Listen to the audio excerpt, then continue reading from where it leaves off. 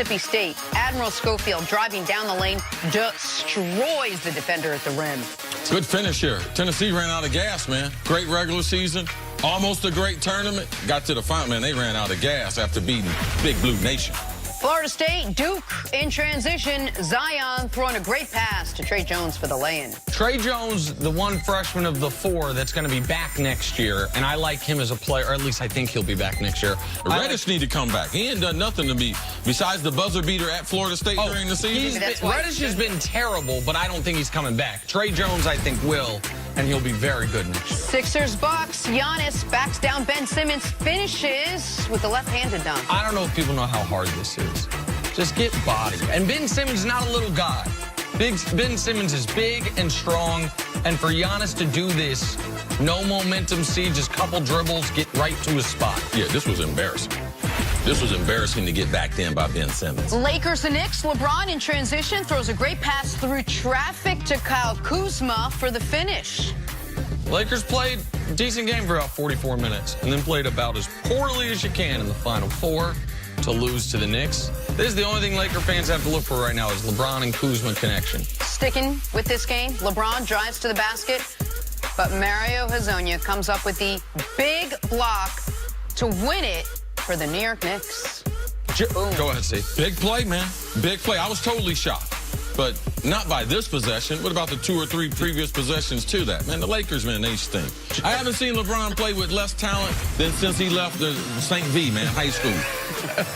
Man, they were awful. All right, moving on now. A stunning accusation on Twitter over the weekend regarding Ben Roethlisberger. Former Steelers running back Josh Harris said that back in 2014, Big Ben intentionally fumbled the ball. The offensive coordinator at the time, Todd Haley, had called a run play when Ben wanted to take a knee. The accusation being Ben figured he'd prove himself right by letting go of the ball. Harris added, quote, "At that moment, I knew what kind of person Ben Roethlisberger was." CeCe, what was your reaction when you read this? Well, first, I think that people should know that during the course of games, beginning, the middle, and the end of games, when the play comes in from the sideline, that either being a player brings it in or he gets it into his headset. There's all kind of players in the huddle don't like the play call. There's offensive linemen. If you're running the ball and you got a pass play, they're like, man, we should be running. I'm killing my guy.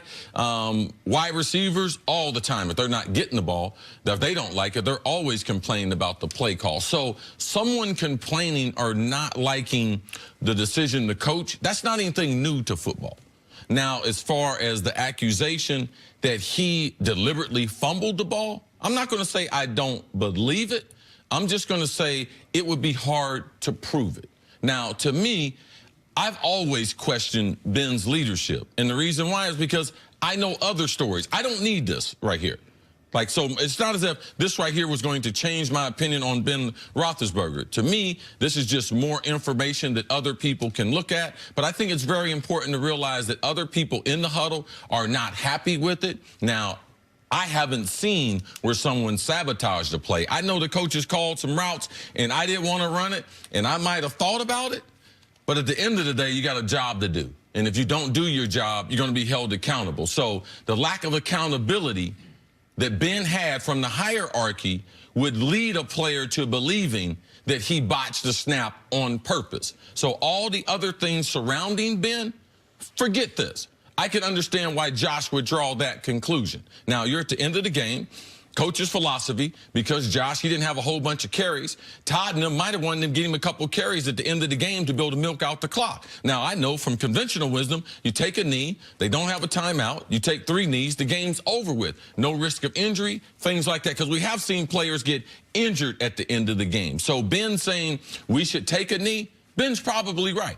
But a lot of times the coaches, they want to get some younger players a couple touches that they typically wouldn't get. Well, in some context here, the offensive coordinator at the time is Todd Haley. Big Ben was angry when they hired Todd Haley, was angry with Todd Haley until they ended up moving on from Todd Haley, and Haley went on with a brief stint to the Browns. Additional context.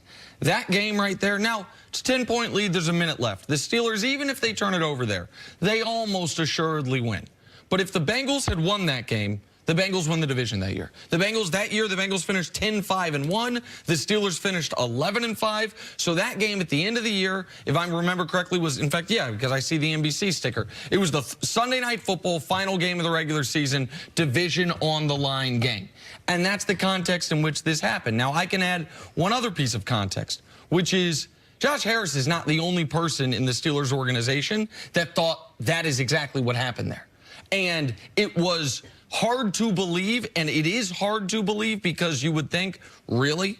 You're going to potentially, you mentioned injury risk. Hell of a lot of injury risk, even more risk than the team losing the game. If your defense now has to go out there against a desperate offense that's running lateral plays or Hail Marys, like, you put so much in jeopardy in that spot by trying to prove a point.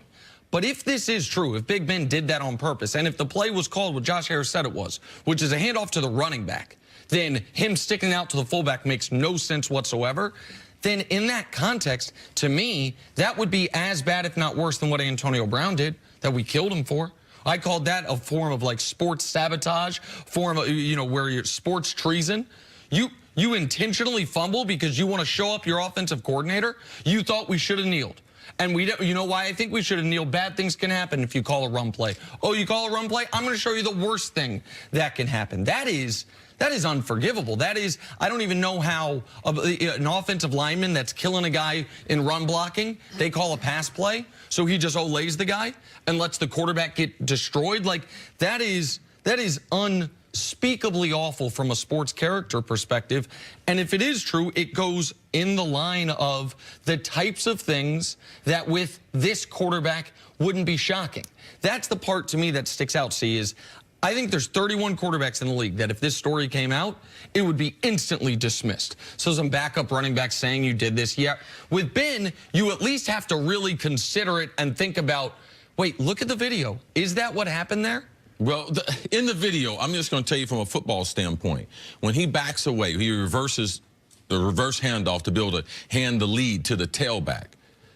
I guarantee you we can have footage of other quarterbacks that have fumbled by putting the ball, getting too close to the fullback and the ball being jarred out because the fullback's elbow hits the quarterback. So for me, if you didn't have that information about Ben, would you be drawing that conclusion? So for me, I don't know if he did do it. Right. I have enough other information to be able to be, like, in a football world, that could happen. Well, okay, so whether it happened or not, whether you believed it or not, the fact that Josh Harris came out and said something, doesn't that speak to the overall dysfunction in this locker room that was there throughout that season, the seasons prior, the fact that it gotten so bad that now players are, and you always say you keep everything in-house, but now they're divulging secrets. Listen, we have countless examples that Big Ben is not very popular in that locker room. He's been voted team MVP once. Juju's been voted team MVP once. He's been there 2 years. AB won it 4 times. How many Steelers that have retired and gone into television have told not this story, but have let the cat out of the bag a bit in who Big Ben is? And much like Mike Tomlin said with Antonio Brown, we'll put up with it as long as he's productive. We'll put up with it as long as we have to.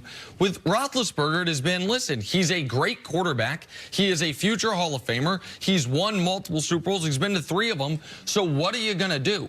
But the guy's not going to change. He's not going to all of a sudden in his late 30s become a better teammate. So as long as he's there, this is who the team's going to be? Well, that's who Big Ben's going to be. I don't know that I can assign all the drama and dysfunction to him, but as long as he's there, that's who he's going to be. Right, and Josh Harris has nothing to do with the culture that they have now. I was wondering why he said something at this point, and to me, I don't want to be a person that's piling on, and just because I see some smoke coming from the wood pile to believe that the house is on fire. All right? I have my own information about Ben Roethlisberger. It has nothing to do with this fumble. As far as this, does this equate to what Antonio Brown did? I would say absolutely not. It doesn't equate to that because, for number one, we can't prove it. We can prove what Antonio did. Like, we can prove that. And this game, for the most part, they're in the red zone going the other way. The other team's got to go 75 yards, and they got to be able to score twice. So I believe that the comparison between the two is totally different, and this part right here is not proven. Well, and to be clear, if I wasn't before, I said that if this is true, it's the same thing as what Antonio Brown did to me. Now, I understand your point that even if it's true, it didn't put their team in as bad. No, they needed to win the game. They needed to win the game, Pittsburgh. Antonio decided not to come and play. So the Pittsburgh trying to clinch the division in the last minute, 90 seconds of the game, and if Ben decided to do that, if it being true, it's not the same as a guy not coming to the game because the team didn't have a chance. The team didn't. I'm not even going to give you my services for the game. Ben had played 3.5 quarters. Right. He played almost the entire game. So it's just not the same. It's not the same. I know Ben Roethlisberger, because Antonio's gone, L. Bell is gone. Ben Roethlisberger going to get a lot of criticism based on what the general manager said, but I don't need this information to change my opinion of what I thought in Ben and his lack of leadership, the lack of consistency that they have there in Pittsburgh. All right, we're going to take a break there. Coming up, why is a Hall of Famer taking shots at